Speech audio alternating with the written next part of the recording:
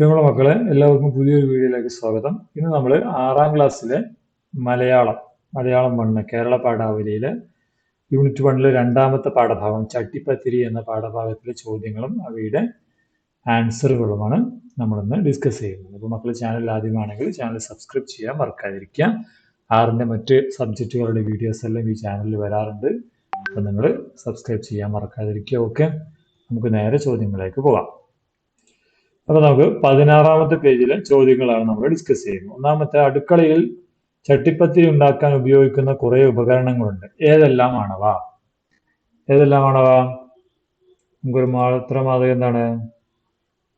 മുട്ടിപ്പാല, വട്ടപ്പാല, പത്തിരിക്കുഴൽ, കയ്യിൽ, ഉറി ഇവയൊക്കെയാണ് പ്രധാനപ്പെട്ട ഉപകരണങ്ങൾ. പലതരത്തിലുള്ള പാത്രങ്ങളായ പിഞ്ഞാണം, സാൻ, ചെമ്പ്, കാസ, വട്ടച്ചെമ്പ്, മുടി, തകരപ്പാട്ട ഇവയും ഉപയോഗിക്കുന്നുണ്ട്. അല്ലേ? ഇതാണ് അതിൻ്റെ ഉത്തരമായി നമുക്ക് എഴുതാൻ കഴിയും. പാഠഭാഗം വായിച്ചാൽ നമുക്കത് മനസ്സിലാവും. രണ്ടാമത്, ഏറെ കുട്ടികളുള്ള പുരയാണ്. കുട്ടികളുടെ കൈകൾ എല്ലായിടത്തും എത്തും. ഇങ്ങനെ പറഞ്ഞത് ഏത് സന്ദർഭത്തിലാണ്? ഇങ്ങനെ പറയാൻ കാരണമെന്ത്? കാരണം എന്താണ്?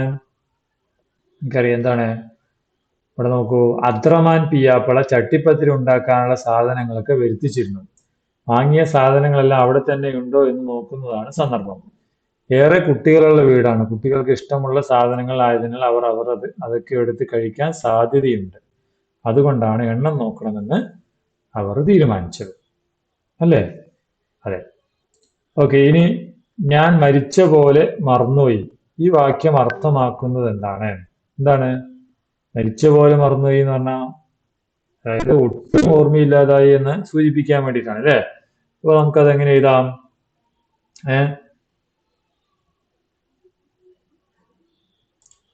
പാലും പഞ്ചാരിയും കൽക്കി വെച്ചോ എന്ന് വിച്ചായിയേശി താത്ത മകളായ കൽമേയിയോട് ചോദിച്ചപ്പോഴാണ് അവരിങ്ങനെ പറഞ്ഞത്. ചെയ്യേണ്ട കാര്യം തീരെ ഓർക്കാതെ വിധം മറന്നുപോയി എന്നാണ് ഈ പ്രയോഗം കൊണ്ട് അർത്ഥമാക്കുന്നത്. അവർ പറഞ്ഞില്ലേ, മരിച്ചു കഴിഞ്ഞാൽ പിന്നെ ഒന്നും ഓർമ്മയിൽ ഉണ്ടാകില്ലല്ലോ, അതുപോലെയാണ് തൻ മറവി എന്നാണ് കൽമേയി പറഞ്ഞത്. എന്താ, ജനിച്ചിട്ട് ചട്ടിപ്പത്തി കാണാത്തതല്ലേ? അല്ല പിന്നെ, ആരാണ് ഇങ്ങനെ പറഞ്ഞത്? അത് അടുത്ത ചോദ്യമാവും അല്ലേ? അതടുത്ത ചോദ്യമാണ്. അവിടെ എന്താ, ജനിച്ചിട്ട് ചട്ടിപ്പത്തിരി കാണാത്തതല്ലേ? അല്ല പിന്നെ, ആരാണ് ഇങ്ങനെ പറഞ്ഞത്? എപ്പോഴാണ് പറഞ്ഞത്? ആരാണ് പറഞ്ഞത്? അല്ലേ? ബിച്ചായി ഇഷയി താത്തയാണ് ഇങ്ങനെ പറഞ്ഞത്. പലഹാരമായോ എന്ന് കൽമേയിയുടെ മകൻ അബു ചോദിച്ചപ്പോൾ ഇത് നിങ്ങൾക്കുള്ളതല്ല, വേറെടുത്ത് കൊടുക്കാനാണെന്ന് ബിച്ചായി യേശിത്താത്ത മറുപടി പറഞ്ഞത്. അല്ലേ?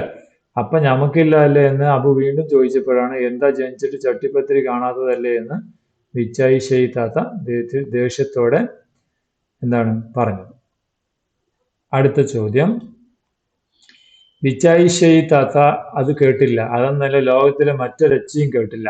എന്താവും കാരണം? എന്താണ് മക്കളെ കാരണം?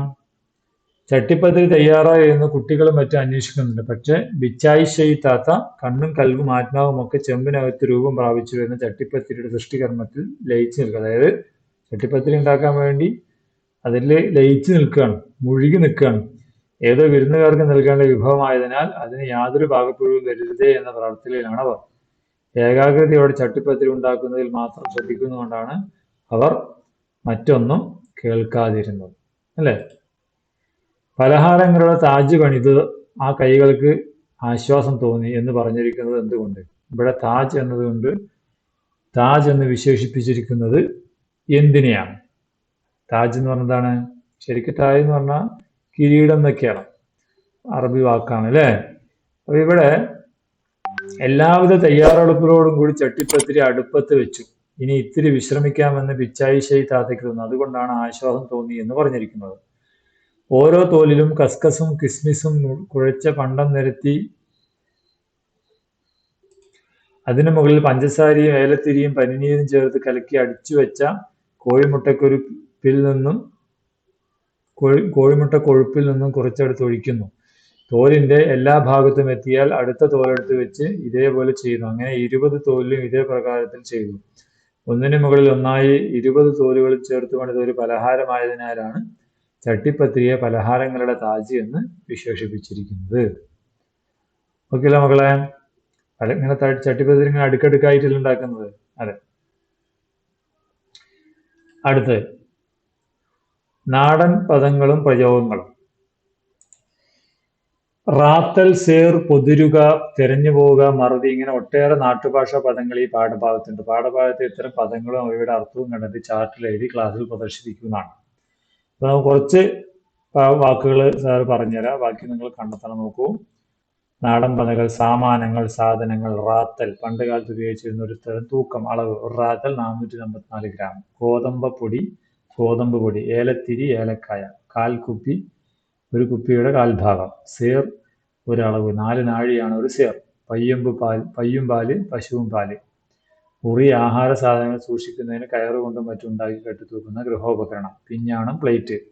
സാൻ, പരന്ന പാത്രം. പഞ്ചസാര. ആസ, കടകോൽ പോലെ ഉപയോഗിക്കാവുന്ന ഒരു ഉപകരണം. കേട്ടോ. അപ്പൊ ഇങ്ങനെ കുറെ വാക്കുകളുണ്ട്. അവ ഇനിയും നിങ്ങൾക്ക് കണ്ടെത്താവുന്നതാണ് പാഠഭാഗത്ത് നിന്ന്.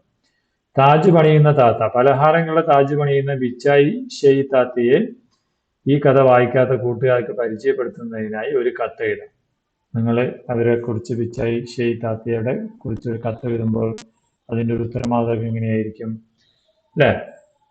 അപ്പൊ നമുക്ക് സ്ഥലമൊക്കെ എഴുതാം.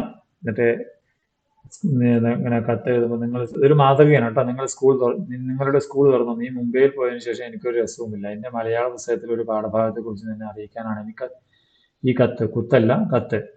പി മുഹമ്മദ് കോയ എഴുതിയ ഒരു നോവലാണ് സുൽത്താൻ വീട്. ആ നോവൽ ഒരു ഭാഗമാണ് ചട്ടിപ്പത്തിരി എന്ന പാഠഭാഗം. കോഴിക്കോടൻ ഭാഷയിലാണ് ഈ നോവൽ എഴുതിയിരിക്കുന്നത്. ഒരു ദിവസം സുൽത്താൻ വീട്ടിൽ വിരുന്നുകാർക്ക് നൽകാനായി ചട്ടിപ്പത്തിരി ഉണ്ടാക്കുകയാണ്. ആ വീട്ടിലെ മുതിർന്ന അംഗമായ ബിച്ചായി ഷെയ് താത്തയുടെ നേതൃത്വത്തിലാണ് ചട്ടിപ്പത്തിരി ഉണ്ടാക്കുന്നത്. വളരെയധികം സമയമെടുത്ത് ശ്രദ്ധയോടും കൂടിയാണ് ഈ പലഹാരം ഉണ്ടാക്കുന്നത്. ബിച്ചായി ഷെയ് താത്ത, അവരുടെ മക്കൾ, പേരക്കുട്ടികൾ എന്നിവരെല്ലാം പലഹാരം ഉണ്ടാക്കാൻ കൂടുന്നു. പഴയകാല പാചക വിദഗ്ധയായ ബിച്ചായി ഷെയ് താത്തയാണ് ഇതിലെ പ്രധാന കഥാപാത്രം. അവരില്ലായിരുന്നെങ്കിൽ ഇതുപോലുള്ള പലഹാരം നിർമ്മിക്കാൻ കഴിയുമായിരുന്നില്ല. ഓരോ ഘട്ടത്തിലും താത്തയുടെ നിർദ്ദേശങ്ങൾ മറ്റു പെൺകുട്ടികൾ, സ്ത്രീകൾ അനുസരിക്കുന്നുണ്ട്. പ്രാർത്ഥനയോടെയാണ് താത്ത ചട്ടിപ്പത്തിരിയുടെ താജ് സൃഷ്ടിച്ചത്. പാചകം ഒരു കലയാണെന്ന് ഞാൻ താത്തയിൽ നിന്ന് മനസ്സിലാക്കി. എനിക്ക് ഈ കഥയും ബിച്ചായി ഷെയ് താത്തയെയും വളരെയധികം ഇഷ്ടപ്പെട്ടു. നിനക്കും ഇഷ്ടപ്പെടും. ഈ നാട്ടിൽ വരുമ്പോൾ ഞാൻ ഈ പുസ്തകം തരാം. ചട്ടിപ്പത്തിരി കൊണ്ട് താജ് സൃഷ്ടിക്കുന്ന താത്തയെ അറിയാൻ നീയും കഥ വായിക്കണം. നിന്റെ സ്കൂൾ വിവരങ്ങളെല്ലാം പറഞ്ഞ് മറുപടി എഴുതുമല്ലോ. സ്നേഹത്തോടെ പേരും കൊടുക്കാം കേട്ടോ. അപ്പൊ ഇതുപോലെ ഒരു മോഡൽ കത്ത് നിങ്ങൾക്ക് തയ്യാറാക്കാവുന്നതാണ്. പിന്നെ അടുക്കള ആരുടേതാണ്? എല്ലാത്തിനും ഞാൻ തന്നെ വേണമെന്ന് വെച്ചാലോ? നിങ്ങളൊക്കെ ഇതൊക്കെ പഠിക്കണ്ടേ? എല്ലാ കാലത്തും ചട്ടിപ്പത്തിരി ചൂടാൻ ഉമ്മ ഉണ്ടാവുമോ? ബിച്ചായി ഷെയ് താത്ത തന്റെ പെൺമക്കളോട് പറയുന്ന ഈ വാക്കുകൾ ശ്രദ്ധിച്ചിരിക്കുമല്ലോ. ആൺമക്കൾക്കും ഇത് ബാധകമല്ലേ? അടുക്കള എന്ന കവിതയിൽ ആര് മറന്നു വെച്ചു ഈ അടുക്കള? ഒരുപക്ഷെ എൻ്റെ അമ്മയുടെ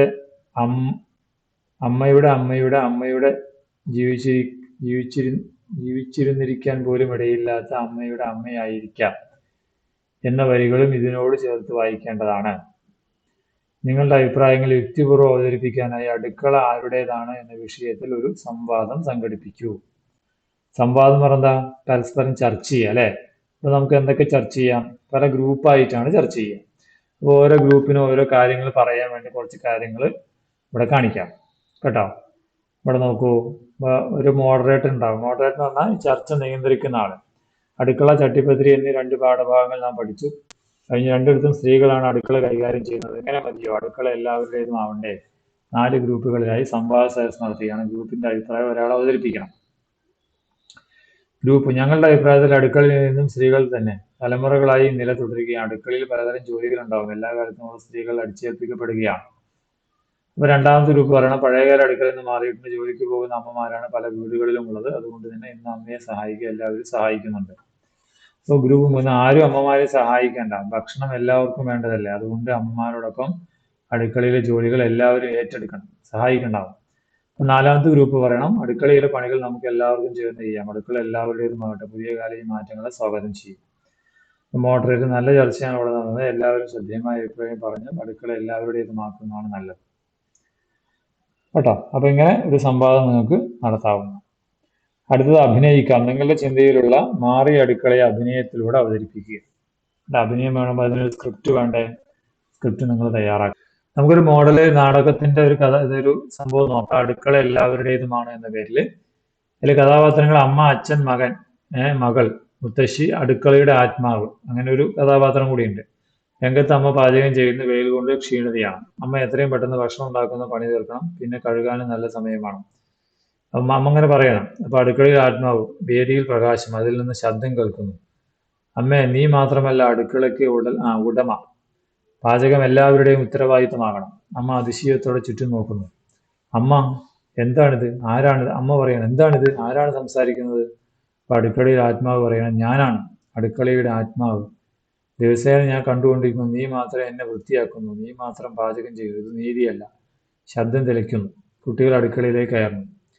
അപ്പൊ ആരോ, അമ്മേ, ഞങ്ങൾ സഹായിക്കാം, ഞാൻ ചപ്പാത്തി ഇടാനു, ഞാൻ സാലഡിന് കട്ട് ചെയ്യാം. അച്ഛൻ വായിച്ചുകൊണ്ടിരിക്കുന്ന പുസ്തകം ഒതുക്കി വെച്ചുകൊണ്ട്, ഞാൻ മീൻ വറുക്കാം. മുത്തശ്ശി ചിരിച്ചുകൊണ്ട്, വളരെ നല്ലതാണ്, വളരെ നല്ലത്, ഞാൻ പച്ചക്കറികൾ ഒരുക്കിത്തരാം. അടുക്കളയിൽ ആത്മാവ് ആനന്ദത്തോടെ, ഇതാകുന്നു സ്വർഗം, എല്ലാവരും ചേർന്ന് പാചകം ചെയ്യുമ്പോൾ ഈ അടുക്കള ഏറ്റവും സുന്ദരം. അമ്മ പറയുകയാണ്, ഇതുവരെ ഞാൻ ഒറ്റയ്ക്കായിരുന്നു, ഇനി നമ്മളൊക്കെ ചേർന്നായിരിക്കും ഈ അടുക്കളയിലെ കാര്യങ്ങൾ ചെയ്യുന്നത്. എനിക്ക് സന്തോഷമായി. അവസാനം എല്ലാവരും ചേർന്ന് വിളിക്കുന്നു, അടുക്കള എല്ലാവരുടേതുമാണ്. ഓക്കെ, അപ്പൊ ഇങ്ങനെ നിങ്ങൾക്കൊരു നാടകം തയ്യാറാക്കാം. ഇതൊരു മോഡലാണ്. ഇതുപോലത്തെ ആശയങ്ങൾ വെച്ചിട്ട് നമുക്ക് തയ്യാറാക്കാവുന്നതാണ്. ഓക്കെ, അപ്പോൾ വീണ്ടും കാണാം. Good bye.